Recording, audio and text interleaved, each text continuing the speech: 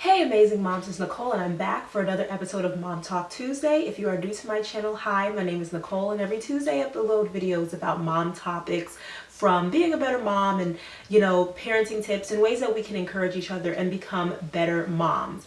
This week we'll be talking about comparing our kids to one another. It's definitely something that can have damaging effects and something that I try my best not to do, but it happens. So how do we avoid comparing our kids? And how do we praise them and uplift them and make them proud of who they are individually? Stay tuned.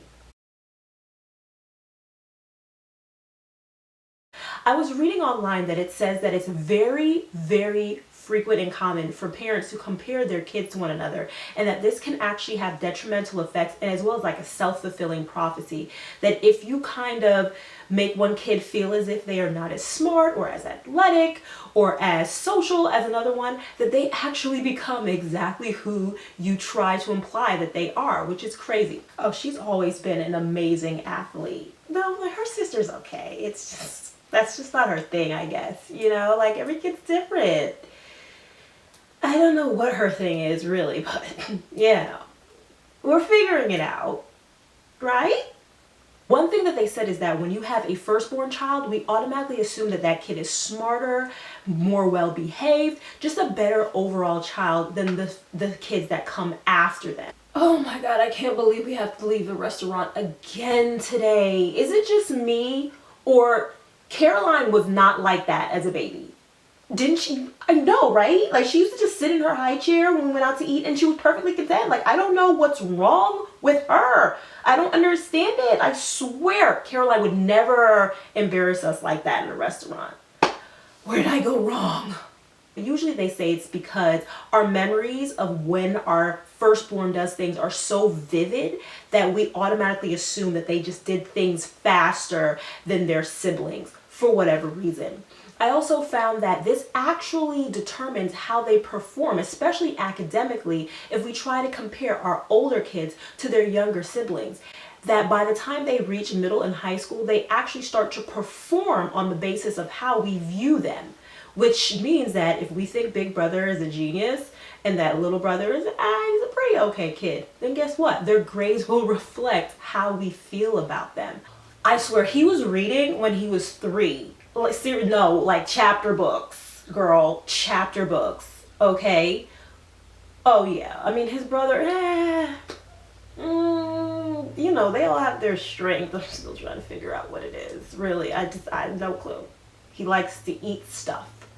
Just random things off the floor. Right now, he's 3. He has no interest in books. He's all about eating food off the floor.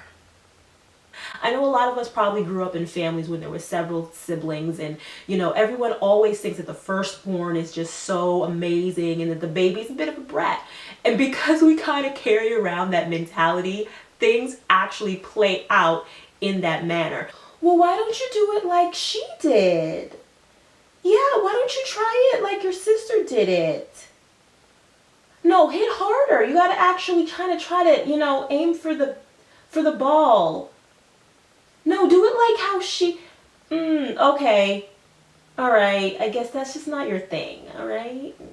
So how do we prevent ourselves as moms and as parents from actually placing those kind of labels on our kids by the way that we compare them to one another?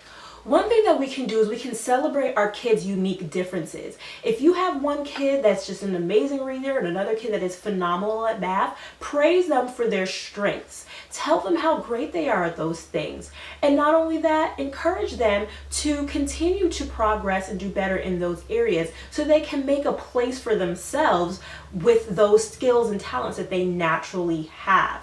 We shouldn't try to make a child into another child. We should simply amplify the positive characteristics that they have. If you have a young one who's a natural born leader, aka bossy, let them know, hey, those are really great leadership skills. This is how you can use them in a positive light. If you have a kid that might struggle in reading, definitely help them along the way, but also encourage them in other areas so that their self-esteem will be raised instead of lowered by their inadequacies in other areas. Another thing that you can do is just not discuss those things around kids.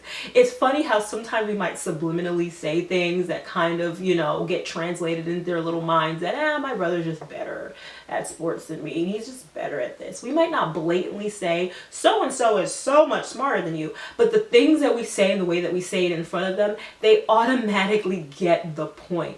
Let's try to limit those kinds of conversations across pairs. Another thing that you can do is encourage them to work together as a team rather than pointing out their differences and the flaws or the benefits of one personality over another. Get them to work together. Get older brother to help the younger brother that might be struggling. Get older sister to help the younger sister who might not be that great athletically, to help her find what she is good at. And that way you'll foster positive relationships instead of, in a way, pitting each kid against the other. I hope you guys have found this video to be helpful. Definitely drop a comment below on ways that you try to build your kids' self-esteem up instead of comparing them to each other. How do we prevent ourselves from doing that and possibly limiting our kids in the future by comparing them to each other? The way this world is set up, our kids are already being compared across other kids, classmates, kids on sports teams. The last place they need comparisons are at home. Ladies, I will talk to you next time. Definitely, again, comment below, and I will see you next week for another Mom Talk Tuesday. So, from one amazing mother to another, talk to you later. Bye. I don't know. It's just that when Billy was that age, he was able to do this, and I'm kind of figuring like maybe something's wrong with him. You think something's wrong with him? Yeah, because I vividly remember Billy at the age of 3.5 was tying his shoelaces. I don't understand what's wrong with him. Like, maybe he's not okay. Thank you so much for watching. Please go ahead and click that red subscribe button so that you don't miss out on the fun. Definitely follow my blog at www.halfmomhalfamazing.com. I'm also on Instagram at halfmom_halfamazing. Be sure to check me out on Pinterest and Twitter at Nicole Venters. And definitely go ahead and like my page on Facebook, Half Mom, Half Amazing.